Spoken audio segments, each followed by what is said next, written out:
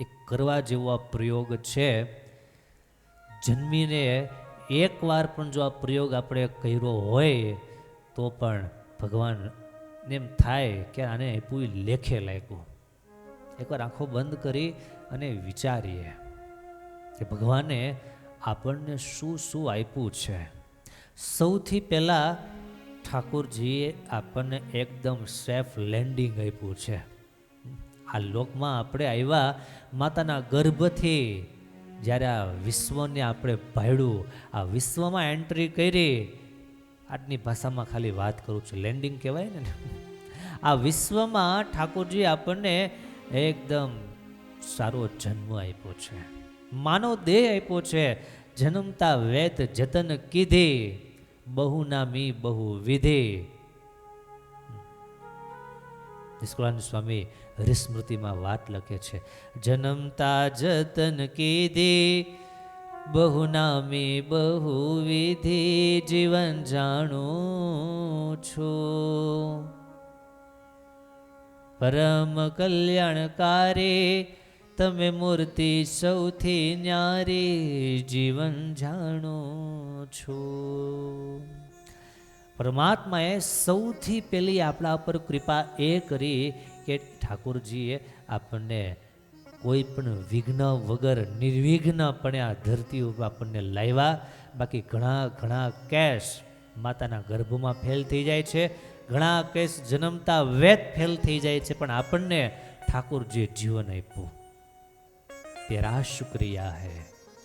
બીજું, ભગવાન જેવો જન્મ થયો અને તરત જ બાળકને જે વ્યવસ્થાઓ જોઈએ, સરસ એક પોચી ગોદડી ઠાકોરજી આપણને આપી. આ વિશ્વમાં કેટલા બધા એવા બાળકો જન્મ્યા છે કે જેમને જન્મતા વેત એવી કોઈ વ્યવસ્થાઓ પણ નસીબ નથી થઈ. તેરા શુક્રિયા હે. ઠાકોરજી આવી તો અનેક આપણા પર દયા કરી, પણ મોટી મોટી વાત ખાલી સમજીએ. ઠાકોરજી આપણને સારા મા બાપ આપ્યા છે, તેરા શુક્રિયા હે. ભગવાને આપણને ભાઈ બહેન વગેરેનો પરિવાર આપ્યો છે, તેરા શુક્રિયા હે. ઠાકોરજીએ આપણને એક સરસ મજાનું રહેવા માટે ઘર આપ્યું છે, આશરો આપ્યો છે, તેરા શુક્રિયા હે. વિશ્વમાં આજની તારીખમાં કરોડો માણસો એવા છે, એમને રહેવા માટે ઉપર છત નથી. ટાઢ તડકો, વરસાદની વૃષ્ટિ, આ બધું જ જન્મે ત્યારથી લઈને મરે ત્યાં સુધી સહન કરવાની એના જીવનમાં માનો લખાઈ ગયેલી એંધાણીઓ છે. પણ ઠાકોરજી આપણને રહેવાને માટે ઘર આપ્યું છે, તેરા શુક્રિયા હે. ભૂખ લાગે, પેટ કહે હવે કંઈક ખાવાની ઈચ્છા થઈ છે, ખાવાની જરૂર છે, અને સમયે સમયે ભોજન પ્રાપ્ત થાય છે, તેરા શુક્રિયા હે. એમાં તો ભગવાનની એટલી બધી દયા છે, ભૂખ લાગી હોય ત્યારેય મળે અને ભૂખ ન લાગી હોય ત્યારેય મળે. અમુકની ચક્કી સતત ચાલુ હોય, એ સતત પીસતી જ રહેતી હોય. એ બધી ભગવાનની દયા છે. દાંતને અન્ન પ્રાપ્ત થાય છે, ભોજન પ્રાપ્ત થાય છે, પેટ પૂરતું, અને મોટે ભાગે આપણું ઈચ્છિત, આપણને જે ઈચ્છા થાય છે, સંકલ્પ થાય છે, એવું આપણને પ્રાપ્ત થાય. આ તમે જે બધા સાંભળો છો, કાલ સવારે તમને ઈચ્છા થશે કે સરસ મજાનો લચપચતો શીરો જમવો છે, તમે બનાવી શકો છો, તમે જમી શકો છો, તેરા શુક્રિયા હે. ભગવાને આપણને બહુ સારો સત્સંગ આપ્યો છે, પોતાની ઉપાસનાની પદ્ધતિ આપણને આપી છે, તેરા શુક્રિયા હે. ઠાકોરજી આપણને સારા સદગ્રંથો, સારા શાસ્ત્રો આપ્યા છે, તેરા શુક્રિયા હે. ઠાકોરજીએ આપણા કલ્યાણને માટે, માર્ગદર્શન કરવાને માટે, આવી વાત સમજાવવાને માટે ભગવાને આપણને સારા સંતોની ભેટ આપી છે, એનો યોગ આપ્યો છે, એની સાથે જોડાઈ શક્યા છીએ, તેરા શુક્રિયા હે.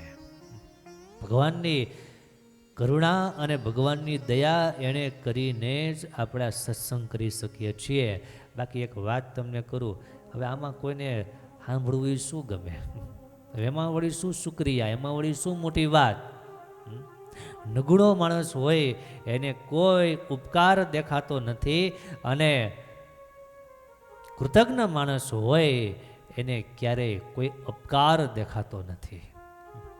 કૃતજ્ઞ માણસ હોય, કૃતજ્ઞ નહીં હો, કૃતજ્ઞ કૃતજ્ઞ માણસ હોય એને નાની નાની પણ કોઈની મદદ ક્યારેય ભૂલાતી નથી. ત્યારે બાપ, અત્યારે જેટલી આપણે વાત કરી એ તો બહુ મોટી મોટી મદદ ઠાકોરજીની આપણા ઉપર થઈ છે. આપણા ઉપર એના અપરંપાર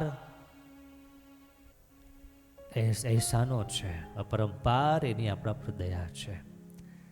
બીમાર પડીએ છીએ ત્યારે આપણને દવાઓને પણ માટે યોગ્ય થઈએ છીએ, દવાખાના સુધી જઈ શકીએ છીએ, દવા લઈ શકીએ છીએ, ખરીદી શકીએ છીએ. ઓપરેશન કરાવવાની જરૂર ઊભી થઈ હોય એની વ્યવસ્થાઓ થઈ શકે છે. તેરા શુક્રિયા હે. એન કેન પ્રકારે પરમાત્માએ આપણા જીવનમાં આ બધી મદદ કરેલી છે, આ બધી રક્ષા કરેલી છે. માટે પરમાત્માને દિવસમાં કમસે કમ 8 થી 10 વખત કહી દેવું, હે પ્રભુ તેરા શુક્રિયા હે, તેરા શુક્રિયા હે. હે ભગવાન, તારી બહુ મોટી દયા, તારી બહુ મોટી કરુણા, તારી મારા ઉપર બહુ મોટી અનુકંપા છે, બહુ મોટા ઉપકારો છે, તારી બહુ મોટી મહેરબાની છે, તમારું બહુ મોટું ઋણ મારા ઉપર છે. તમને કેટલું આપ્યું છે. પણ આપણી તકલીફ એ છે કે આપ્યું છે એને નથી ગણતા, જે નથી એને માટે વલખા મારીએ છીએ. જે આપ્યું છે એને માણવાનો પ્રયાસ કરીએ, એને સ્વીકારવાનો પ્રયાસ કરીએ, એમાંથી આનંદની અનુભૂતિ કરવાનો પ્રયાસ કરીએ, તો આલા ભક્તજનો ગમે તેવા સંજોગોમાં, ગમે તેવા પરિબળોમાં પણ શાંતિથી જીવન જીવી શકાશે. ઘણીવાર એક પ્રસંગની યાદી આપી છે, એ પ્રસંગને ફરી પાછો આજે દોહરાવીશ. બહુ ધ્યાનથી સાંભળવા જેવી એક વાત. શિયાળાનો સમય, કડકડતી ઠંડી, અને રસ્તાના કિનારે એક માં અને દીકરો, બાપની ગેરહાજરી. માં મજૂરી કરી અને દીકરાના ગુજરાન કરે. રસ્તાને કાંઠે ઝૂંપડા જેવી એને રહેવા માટે વ્યવસ્થા કરેલી હોય, અને અડધી એક રાત થઈ હોય અને સુસવાટા મારતો પવન. ઠંડીથી રક્ષણ કરવું તો કઈ રીતે કરવું?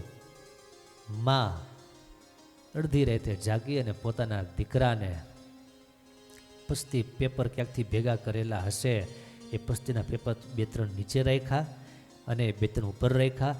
એના પર જે કાંઈ તૂટેલું ફાટેલું ગોદડું વગેરે બધું ઓઢાડ્યું. છોકરો જાગી ગયો. 8-10 વર્ષનું બાળક કદાચ હશે, અને બાળકે કીધું છે કે માં, મને એક વિચાર આવે છે. શું આ વિચાર આવે છે બેટા? એ માને એમ થયું કે છોકરાને કદાચ દુઃખ થતું હશે, માં આપણી પાસે રહેવા ઘર નહીં, આપણી પાસે ઓઢવા પહેરવા સારા કપડાં નહીં, કદાચ એના મનમાં એવું દુઃખ હશે ને કેવું હશે. ત્યારે છોકરાએ કીધું કે માં, આપણી પાસે તો આ ઠંડીના રક્ષણ કરવા માટે, ઠંડીથી બચવા માટે આ પેપર પસ્તી છે, પણ માં મને વિચારે આવે છે કે જેની પાસે આવા પેપર પસ્તી પણ નહીં હોય એનું શું થતું હશે? ઓહો, એનું શું થતું હશે?